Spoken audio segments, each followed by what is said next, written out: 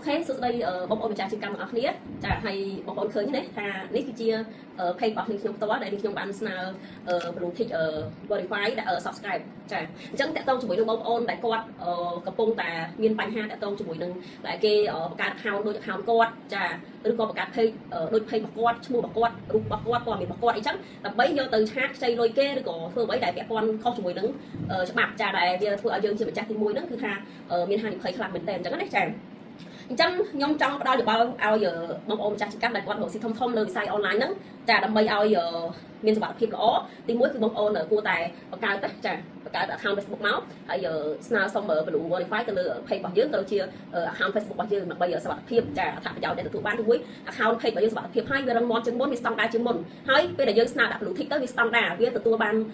ព័ត៌មានច្បាស់លាស់ជាក់លាក់ដែលក្រុមហ៊ុន Facebook គឺទទួលស្គាល់ថាយើងជាម្ចាស់ទី1អញ្ចឹងអត់អាចអ្នកផ្សេងយកព័ត៌មានរបស់យើងទៅ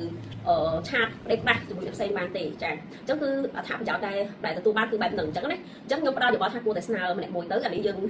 ស្នើ blue verify tick ដាក់លើ page របស់យើងដើម្បីឲ្យ account page រឹងមាំជាងមុនសុវត្ថិភាពហើយក៏ដូចជាមាន credit ជាងមុនដៃគូសហការក៏ដូចជាអតិថិជនដែលគេមានទំនុកចិត្តលើយើងចា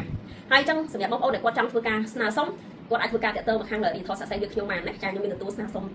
ដាក់ blue tick ទៅលើ account ក៏ដូចជា page ផងដែរចាហើយបើសិនជាបងស្នើទៅលើ blue tick ឬ page មួយខែបងប្អូនចំណាយបង់តែ